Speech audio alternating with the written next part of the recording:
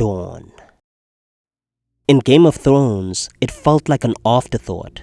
The plotline was pointless, the characters were boring, and the dialogue was cringe as fuck. You want a good girl, but you need a bad pussy.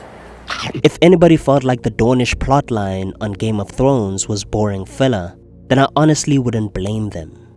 Dan Weiss and David Benioff clearly didn't understand it from the book, because in the novels, it was a lot more interesting than that. For one, in the books, this plotline truly is a conspiracy, as we find out that Prince Doran has been secretly scheming for years to avenge his sister, ELIA, and restore Targaryen power throughout the realm. Although he might seem passive and overly cautious, behind the scenes, he has been carefully plotting his revenge against the Lannisters and to restore the Targaryen dynasty, with Dorne as a crucial ally in that restoration.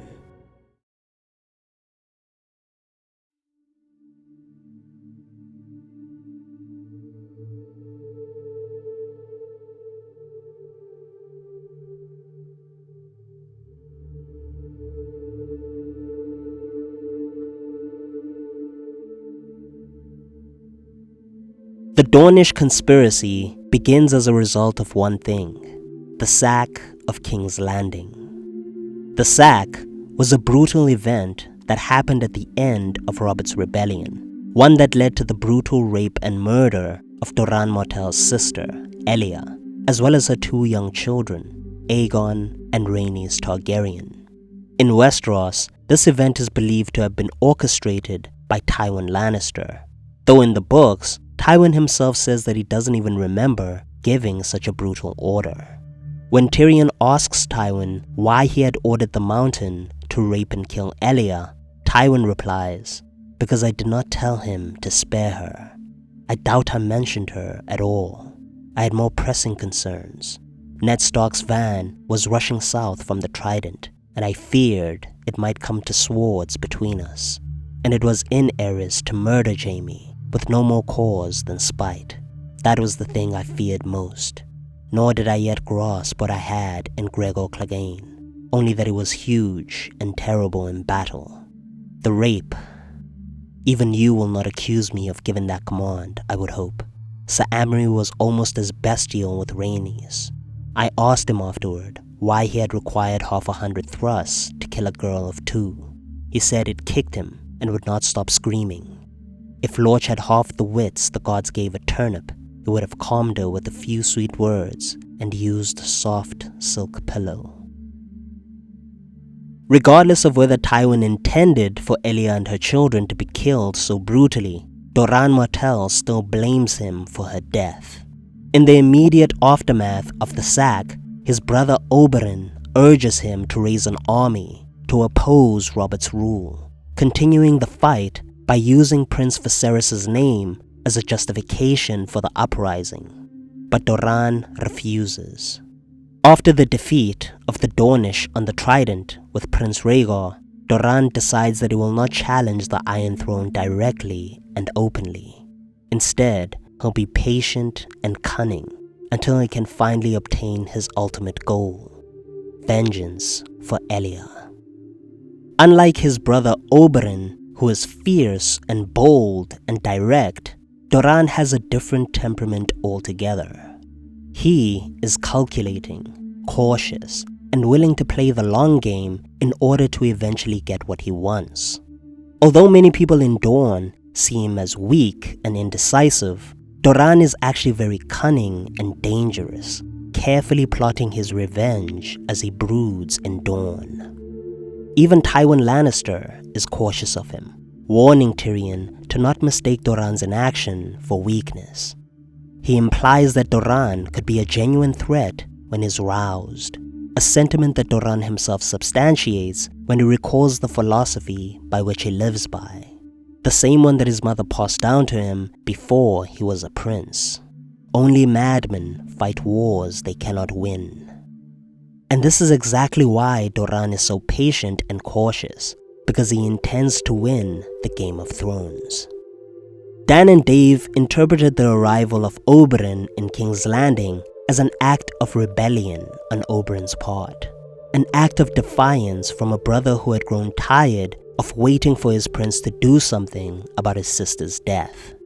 In Game of Thrones, Oberyn is made to seem as the strong one, while Doran is categorized as weak and ineffectual, and it's made to seem that these two brothers are not at all on the same side. While Oberyn openly hates the Lannisters, it is rare to meet a Lannister who shares my enthusiasm for dead Lannisters. Doran seems to be subservient to them. Now you want to break bread with the Lannisters. That is precisely what we are doing. And although this is the impression that Doran and Oberyn give to the world in the books as well, in A Feast for Crows, we actually learn that Oberyn and Doran were a lot more in sync with one another and that they worked with each other very closely. Doran himself says, Oberyn was ever the viper, deadly, dangerous, unpredictable. I was the grass, pleasant, complacent, sweet-smelling. Who fears to walk upon the grass? But it is the grass that hides the viper from his enemies and shelters him until he strikes. This quote might even put a different light as to why Oberyn was in King's Landing in the first place. Because what if Doran sent Oberyn there deliberately in order to kill Tywin Lannister instead of making peace with him? As I established earlier in the video, Doran and Oberyn believed that Tywin Lannister was the one who killed Elia, and Oberyn says as much many times in the books and on the show. If the mountain killed my sister, your father gave the order. In the books, Doran even goes further and states that he has been plotting Tywin's death for many years, planning to strip him of all that he held most dear before I killed him. We know that Tywin died on a toilet after Tyrion shot him with an arrow. And we know that Oberyn was very knowledgeable in the use of poisons. So did Oberyn poison Tywin before he died? Would Tywin have died even if Tyrion hadn't shot him? Oberyn certainly uses poison when he fights the Mountain, and he has used poison in the past to win a duel with Lord Edgar Ironwood. So it's not too far-fetched to think that he might have used poison on Tywin too. It's possible that Oberyn used a poison that would shut down Tywin's bowels, giving him diarrhea until he drowned in his own shit. Grand Maester Pycelle describes such a poison in A Storm of Swords, a poison named Widow's Blood, which is a cruel potion. It shuts down a man's bladder and bowels until he drowns in his own poisons. This sounds like something that might have been happening to Tywin before he died, shitting himself to death on the privy as a result of poison. Therefore, it's possible that Oberyn might have been responsible for Tywin's poisoning, and that Tywin would have died regardless of whether or not Tyrion had shot him with that arrow. Perhaps this was a part of Doran's plan to avenge Elia.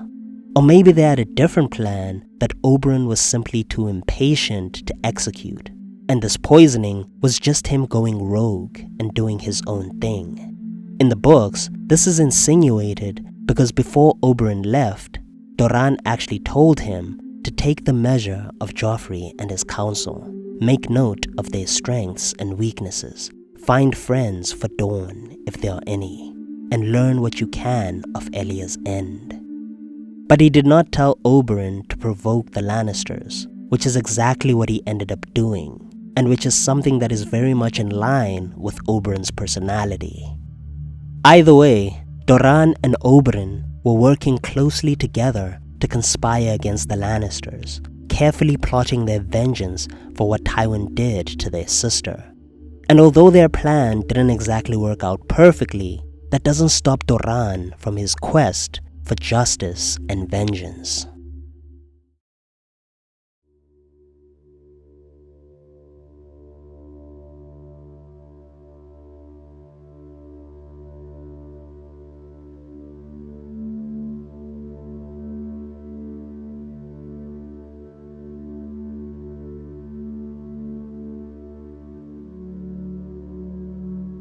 One of the core elements of Doran's conspiracy was the secret marriage alliance with the Targaryen heirs who were exiled across the Narrow Sea.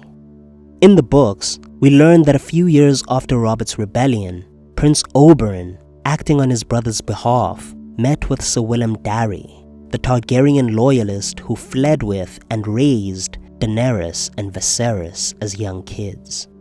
Apparently, this meeting took place in Braavos, and over there, a pact was signed between Ser Willem and Oberyn to betroth Doran's daughter and heir, Arianne, to Viserys Targaryen, the true heir to the Iron Throne. The pact would come into effect as soon as Viserys and Arianne came of age, and in exchange, the Dornish would raise an army for Viserys to help him overthrow the Baratheon Lannister regime. Essentially, it was a pact for Targaryen restoration in Westeros, supported by the Prince of Dorne. The Targaryen Martell alliance would restore the status quo in the Seven Kingdoms, re-establishing the alliance that Dorne had with the dragons during the reign of King Aerys, when Rhaegar had married Elia. But this entire pact was done in extreme secrecy, and no one knew of it except for Doran himself, Prince Oberyn, Ser Willem Darry, and the Sea Lord of Braavos. And in A Feast for Crows, Arianne is made aware of it too. Since Prince Viserys is now dead, Prince Doran has had to change his plan, making a new alliance with Daenerys Targaryen and his son, Quentyn Martell. In the book, Doran sends Quentyn on a secret mission to Meereen, telling him to court Daenerys and ask for her hand in marriage, thereby formally binding Dorne to her cause and reigniting the Targaryen alliance that Viserys' death upended. But Quentyn's journey is long, treacherous, and ultimately tragic, as he gets himself burned into a crisp trying to claim one of Daenerys' dragons. So that leaves only Arianne and the prospect of a marriage alliance with the supposed son of Rhaegar Targaryen, the young Aegon VI. In A Dance with Dragons, we find out that the son of Rhaegar Targaryen, Aegon, who everyone believed had died during the sack of King's Landing, is actually still alive and had been spirited away by Varys before the sack even occurred. By the end of that book, he has raised an army and plans to attack the castle of Storm's End, thus taking the Stormlands, and eventually attacking the Iron Throne in King's Landing. Doran, therefore, adjusts his strategy to these new developments. If Aegon is truly Elia's surviving son, then that would mean that he is also Doran's own nephew, and that makes him an extremely compelling figure for Doran's ambitions. It means that his daughter, Arianne, can take the place of Viserys in the pact, marrying Aegon, and thus sealing Dorne and the Targaryens together. In some of the leaked chapters of The Winds of Winter, we see that the ever-cautious Doran does not want to blindly declare for Aegon, but instead he sends his newly informed and empowered daughter on a diplomatic mission to verify Aegon's identity and intentions. If Aegon is who he says he is, then Doran will betroth Arianne to him, essentially keeping both Targaryen options open: Daenerys, if and when she comes west, and Aegon, who is already in Westeros. Regardless of the validity of Aegon's claim, Doran's ambitions remain the same: bring down the Lannisters and obtain justice for Elia, whether the means be through Daenerys marrying Quentyn or Aegon marrying Arianne, or maybe even a combination of both. Either way, Dorne's support could be the deciding factor in a Targaryen victory, and this is what Doran is riding on. In the novels, the Dornish Conspiracy is a fascinating and politically intriguing plotline. It's not as boring and pointless as it was portrayed to be in Game of Thrones. Dan and Dave clearly misunderstood the importance and compelling nature of this plot, because it's much subtler than the main plotline involving the War of the Five Kings. It's actually such a shame because the way that this plotline unfolds in the books is so riveting and brilliant and compelling. It's one of the plotlines that I'm most looking forward to in The Winds of Winter. Another aspect of the conspiracy even involves the Sand Snakes, and although they seemed useless on the show, in the books they are very important as Doran tries to use them to set his plan in motion. I'll probably discuss them in greater detail in an upcoming video, but the point of this one was to show you how much more intriguing Doran Martell is in the novel, and how much more exciting his plan is to restore the Targaryen dynasty and avenge his sister. The Dornish conspiracy is a lot more intriguing in the books. Or is it? What do you think about the Dornish conspiracy in the books? Did you enjoy reading the chapters that involved that storyline? And do you look forward to reading more about it in The Winds of Winter? Let me know down below in the comments section, and if you liked this video, click the like button and subscribe to the channel for future content. Otherwise, thank you for watching. Peace.